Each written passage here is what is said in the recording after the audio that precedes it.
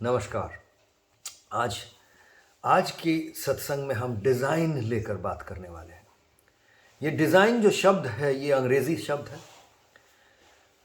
वैसे शब्द तो अंग्रेज़ी है पर हर हर भारतीय भाषा बोलने वाले, विशेषतः जो भी हिंदी भाषी है, क्योंकि मैं हिंदी में बात कर रहा हूँ इसलिए ये कह रहा हूँ, हर हिंदी भाषी शायद इस शब्द का मतलब कुछ ना कुछ तरह से समझते हैं, इस शब्द को इस्तेमाल करते हैं। डिज़ाइन इसको जब भारतीय भाषाओं में आ जाता है तो डिजाइन बोलते हैं कभी कभी।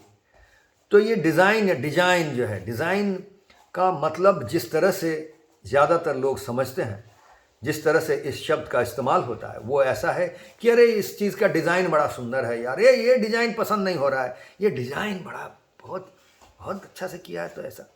तो ये डिज़ाइन जब इस तरह से हम इस्तेमाल करते हैं इस शब्द को, तो इस शब्द का जो अर्थ हम समझते हैं वो कुछ शिल्प कला से जुड़ा हुआ होता है, सौंदर्य से जुड़ा हुआ होता है। जो किसी भी चीज़ कितना मुझे पसंद आ रहा है तो उस चीज़ से जुड़ा हुआ होता है।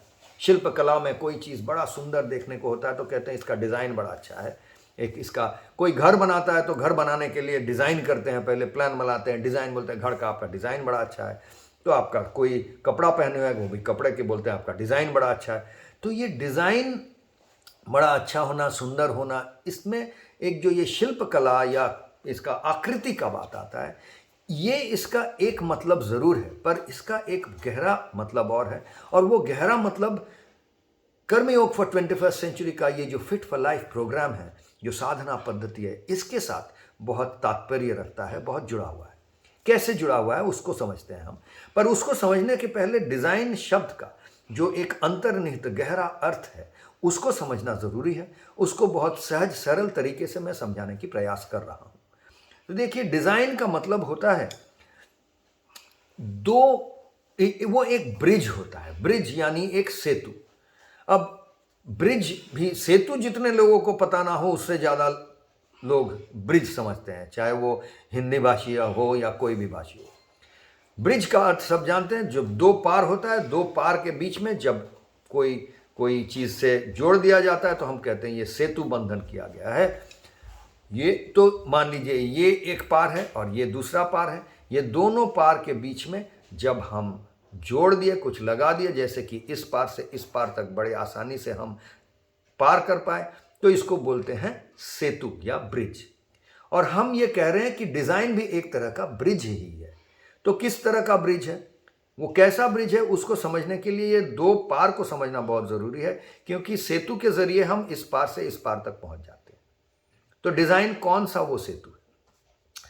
डिज़ाइन एक ऐसा सेतु है जो, ये जो पार है, ये पार मतलब कोई भी चीज़ हम करने की जो प्रयास कर रहे हैं, करने का इच्छा रखते हैं, करना चाह रहे हैं, कोई भी हमारा मकसद है, उस मकसद तक पहुंचने के लिए जो भी हमारे कंस्ट्रेंट्स है, कंस्ट्रेंट्स यानी जो भी वो आइटम्स है, जो भी वो चीज़ है जो हमारे राह में आएगी, जो हमें वहाँ तक पहुँचने नहीं देगी, हमारे लिए विघ्न होगी, हमारे लिए कमी साबित होंगी, जो नहीं पहुँचने देंगे जहाँ हम पहुँचने चाहते हैं वहाँ से वहाँ तक, उनका जो लिस्ट है वो एक तरफ, यानी कि हर तरह की जो विघ्न है, जो कंस्ट्रेंट्स है, जो प्रॉब्लम है, जो झमेला है, जो कमियां हैं, उनका जो लिस्ट है वो एक तरफ। और दूसरी तरफ आ गई वो सारी चीज़ों का लिस्ट, सारी चीज़ों का एक पर्ची, जिसमें हम रख रहे हैं वो सारे चीज़, जो संभावना है, जो हमें जहाँ तक पहुँचना चाहते हैं,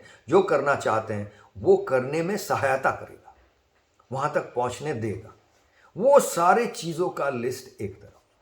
तो अगर हमें सब प्रॉब्लम्स पता है और सब संभावनाएं पता है, जो वो सारी संभावनाएं जिसके सहारे, जिसके सहायता लेकर हम अपना जो भी मकसद है, जो भी काम है वो कर पाएंगे, तो ये हो गया पॉसिबिलिटीज़ और ये हो गया कंस्ट्रेंट्स यानी विघ्न, और ये हो गया संभावनाएं। तो विघ्न और संभावनाओं के बीच जब हम सेतु बांध देते हैं तो उसको कहा जाता है डिज़ाइन। तो डिज़ाइन करने के लिए हर प्रॉब्लम, हर विघ्न को जानना भी ज़रूरी है और हर संभावना को जानना भी ज़रूरी है, तभी हम सही तरह से डिज़ाइन कर सकते हैं। और इस डिज़ाइन, इस सेतु के ज़रिए हम जहाँ जाते हैं वहाँ पहुँच जाते हैं। तो ऐसा इसीलिए अंग्रेजी में हम कहते हैं कि design is the bridge between the constraints and the possibilities. तो डिजाइन वो सेतु है जिसके जरिए हम वो सेतु है जिससे हम जितने भी विघ्न हैं, बाधाएं हैं और जितने भी संभावनाएं हैं उसको पार बांधते हैं। तो इसके साथ अब ये कर्मयोग फॉर 21st सेंचुरी का जो फिट फॉर लाइफ प्रोग्राम है, इसका क्या तात्पर्य है, क्या ताल्लुक है, ये समझने के लिए देखिए हम एक बात पे और गौर करेंगे। इसके पहले मैं इसको समझाया हूँ। ये कहा था हमने कि फिट फॉर लाइफ प्रोग्राम कर्मयोग फॉर 21st सेंचुरी का जो आधार है वो आधारशिला है रेडिकल इंक्लूसिवनेस। यानी कि हम जिद्दी हैं, एक ही बारे में हम बहुत जिद्दी हैं कि हम हर विचारधारा को एक साथ लेकर तब हम सिद्धांत पे पहुंचते हैं। हम किसी भी सिद्धांत पे पहुंचने के पहले जितने भी विचारधाराओं को ले सकते हैं वो हर विचारधारा को कंसिडर करते हैं, वो सारा को मद्देनजर रखते हैं, तभी जाके कोई सिद्धांत पर पहुंचते हैं। ऐसा नहीं कि हम बस मन में आया तो सिद्धांत पे पहुंच गए, वो नहीं। एक ही वैसा बात करते हैं, एक ही वो बात को ठान लिया कि भाई हम हर विचारधारा को मद्देनजर रखेंगे। तो ये करने के लिए एक चीज की बहुत जरूरत होती है, वो ये कि आपको विचार करने का जो गुण है आप में, उस गुण को आपको बहुत शान देना पड़ता है, उसको बहुत तीक्ष्ण तेज करना पड़ता है। तो ये विचारधाराओं को तेज करने का एक जरिया है, ये एक साधना पद्धति है कर्मयोग फॉर 21st सेंचुरी का ये फिट फॉर लाइफ प्रोग्राम। तो इन विचारधाराओं को हम कैसे तेज करें, इसको तेज करने के लिए ये भी समझना बहुत जरूरी है कि ये साधना पद्धति जो है ये भी कहीं बंधा हुआ ही नहीं है। यद्यपि मैं हर रोज ये कह रहा हूं कि हमारा ये साधना पद्धति, इसमें 6 अंग है, ये कौन कौन से अंग है उसको बांध दे रहा हूं, ये कैसे करना चाहिए। 200 ये बताया हूं कि 270 दिनों की ये बेसिक ट्रेनिंग है। आपको सीखने में ही 270 दिन लग जाएगा, तो 270 दिन की सीख यानी कि कम से कम 3 साल में आता है। 270 जो कह रहा हूं ये मतलब 270 पड़ाव हैं इसमें। तो ये हम कहते हैं कि 10-10 पड़ाव एक महीने में लेते हैं, तब जाके 270 पड़ाव तक पहुंचेंगे। तो जब उसका मतलब हो गया 27 महीना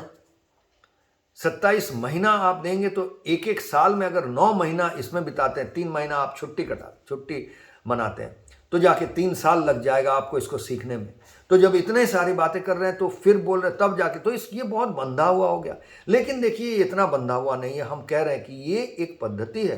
कर्मयोग फॉर 21st सेंचुरी का फिट फॉर लाइफ प्रोग्राम जो है ये एक साधना पद्धति है, जिसमें हम कह रहे हैं कि हर इंसान अपने लिए एक साधना पद्धति डिजाइन करे, जो साधना पद्धति उसके लिए कार्यकरी हो। साधना का मकसद है आपको लाभ पहुंचाना, आपको उपकार पहुंचाना। कैसा लाभ, कैसा उपकार, ये साधना के बारे में जब बात किए हैं वहां पर समझाया हूं, आज फिर से नहीं दोहरा रहा हूं। जो इस सत्संग के सिलसिले को नहीं फॉलो कर रहे हैं उनको थोड़ा मुश्किल हो सकता है। अगर आपको मुश्किल हो रहा है तो जरूर इस सत्संग का जो सिलसिला है उस सिलसिले को फॉलो कीजिए, तो आपको हर बात समझ में आ जाएगा। देखिएगा, रेफरेंस मिल जाएगा। सत्संग के बारे में या साधना के बारे में जब बात किए हैं, रेडिकल इंक्लूसिव के बारे में जब बात की है, उन सत्संगों को आप फॉलो कीजिए, तब मैं आज जो कह रहा हूं ये सब बातें समझ में आ जाएगी। तो साधना पद्धति जो है, साधना का जो फल है, उस फल तक अगर आपको पहुंचना है, उस लाभ तक पहुंचना है, वो उपकार आपको मिलना है, तो वो उपकार मिलने के लिए आपको अपने लिए खुद का एक साधना पद्धति डिजाइन करना पड़ेगा। ये आ गया डिजाइन, आपको डिजाइन करना पड़ेगा। मैं जो ये डिजाइन किया हूं ये मेरे लिए काम करता है। इसका मतलब ये नहीं कि आपके लिए भी काम करेगा। आपको डिजाइन अपने लिए अपना साधना पद्धति डिजाइन करना पड़ेगा। उसका एक गाइडेंस, उसका एक रूपरेखा कर्मयोग फॉर 21st सेंचुरी का ये जो फिट फॉर लाइफ प्रोग्राम है उसमें हम आपके लिए पेश कर रहे हैं। अगर आपको ये भाता है, अगर आपको लगता है यही बिल्कुल जैसे पेश कर रहे हैं वही आपके लिए सही है, तो आप बिल्कुल इसी तरह मानिए, कोई मना नहीं है। लेकिन आपको अगर लगता है इसमें थोड़ा तब्दीली करना पड़ेगा, इसको थोड़ा ऐसे जाना पड़ेगा, वैसे जाना पड़ेगा, तभी आपके लिए सही होगा, तो आपको ये करना पड़ेगा। लेकिन दायित्व तो आपका, हर किसी का साधना डिजाइन करने का दायित्व, साधना पद्धति को डिजाइन करने का दायित्व उसको खुद को होना चाहिए। ऐसा नहीं कि मैं कह दे रहा हूं, कहीं से कोई पगड़ी पहना हुआ गुरु आ गया है और वो कह दिया है, वही आपको बिल्कुल हूबहू मान के चलना है। अगर आप ना माने तो आपको ये उपकार नहीं मिलने वाले, ऐसा कोई बात नहीं है। जो उपकार है, जो लाभ है, जो फल है, उसके ऊपर मेरा कोई मोनोपोली नहीं है। ये हम सब जो इसको मान के चलने की प्रयास कर रहे हैं, किसी का कोई मोनोपोली नहीं है, किसी का कोई धाक नहीं है। इन उपकार, इन लाभ, इन फायदों को आप कहीं और हजारों करोड़ों और राह में चल के भी आपको मिल सकता है। लेकिन वो राह में चले, कौन राह में आप चलेंगे, उसका दायित्व आपको लेना है। यही हमारा सबसे बड़ा उद्देश्य है कहने का। तो इसलिए आपको डिजाइनर होना पड़ेगा। किस चीज का डिजाइनर? आपकी साधना पद्धति का डिजाइनर। और इस साधना पद्धति का डिजाइन करने के लिए अगर आपको इस कर्मियों फॉर 21st सेंचुरी का जो फिट फॉर लाइफ प्रोग्राम है, इसका सहायता लेना है, इससे अब अगर आप सहायता लेना चाहते हैं, इसको आधारशिला बनाना चाहते हैं, तो ये जो सत्संग में जो सब बातें हम करते हैं, इसको गौर से सुनना, समझना, इसकी गहराई तक पहुंचना बहुत ज़रूरी है। तो ये पहुंचेंगे तब आप जाकर 3 साल के बाद, वो भी मैं कह रहा हूं, आप इस काबिल हो जाएंगे, आप अपने लिए एक साधना पद्धति जो बिल्कुल आपके लिए काम करता है, इस आधारशिला के ऊपर आप डिजाइन कर पाएंगे और अपने लिए उसको व्यवहार कर पाएंगे, करके आप इस लाभ तक पहुंच जाएंगे। तो यही आज का बोलने का मूल विषय था। तो डिजाइन के बारे में क्यों बोला? क्योंकि हमारा मकसद है कि आप वहां तक पहुंचाना जहां आप अपने लिए एक साधना पद्धति का डिजाइनर बन जाए। और वहां तक अगर पहुंच गए, हर इंसान वहां तक पहुंच गया कि ये साधना करके जिन लाभों के बारे में मैं बात कर रहा हूं, उन लाभ तक आप भी पहुंच गए, तो हर कोई अपना स्वधर्म लेकर जिएगा। और ये धर्म लेके जो लड़ाई है, ये युद्ध है, ये बंद हो जाएगा। क्योंकि हम सब जो है, हम सब अपने आप में एक एक इंसान है, हम सब अलग है, हम सब भिन्न हैं, और इस भिन्नता में ही हमारा एकता भी है। तो इसी को हम समझने के लिए ये प्रोग्राम की बात कर रहे हैं, इसको डिज़ाइन किए हैं।